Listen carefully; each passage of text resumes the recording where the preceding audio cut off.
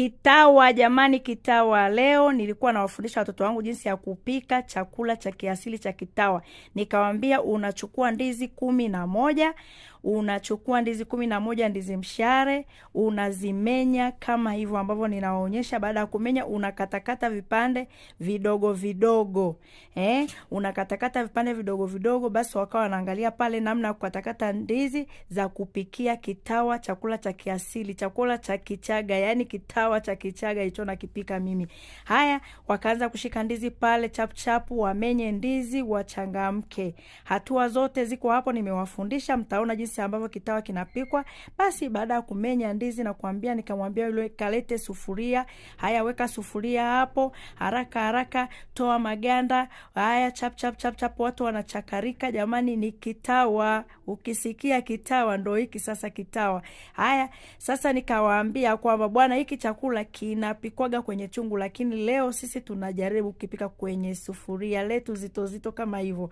Haya, tumemaliza pale kuosha. Na kitawa ndizi unaosha mara 2.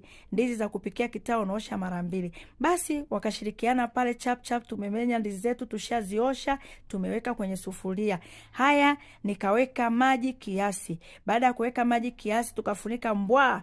Nikamwambia sogeza hilo jiko hapa kwanza, sogeza jiko, chap chap chap chap chap chap, ukasogeza jiko, tukabandika kitawa chetu. Kitawa chetu kinachemka. Baada ya muda kidogo tutaendelea na prosesi zingine ambazo zinafuata. Haya, kimechemka kidogo kitawa chetu, tukaja hapo tukakiangalia kama hivyo, tukachukua magadi, pakiti 1 ya magadi. Haya, tukaweka magadi yetu pakiti 1. Haya, baada ya hapo tukafunika kidogo ili kiendelee kuchemka.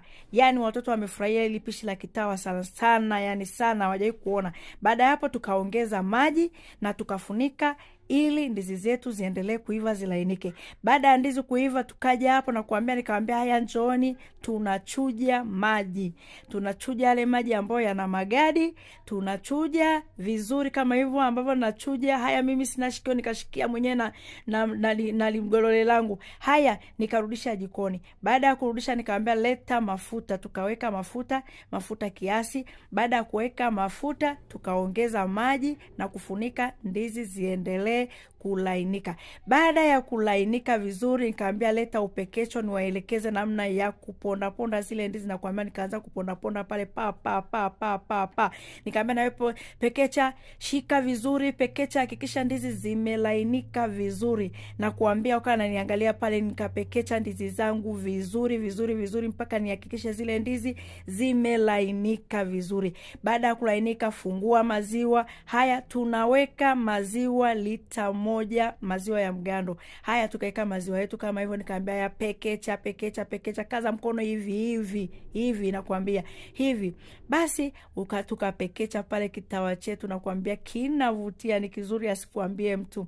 Haya, nikamwambia leta kikombe tuonje kama kitawa chetu kiko vizuri. Kitawa akiwekwi chumvi wala sukari, ni magadi na ndizi tu na maziwa ya mtindi. Haya, wakaleta chupa pale, wakasema na tuonje kwanza. Nikamwambia leta kikombe tuonje. Akaleta kombe lake pale, tukaweka fia. Haya, kunywa pale.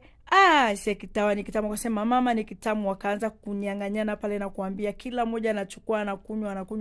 Wakasema tuongezee tena. Nikajazia tena wakaendelea kunywa pale na kuambia wameenjoy na wamejifunza, wamejua namna ya kutengeneza kitawa, chakula cha kiasili. Basi tukaendelea kunywa pale burudani na kuambia wamefurahi, wameenjoy. Jasho limeanza kuwatoka pale, wananyang'anyana.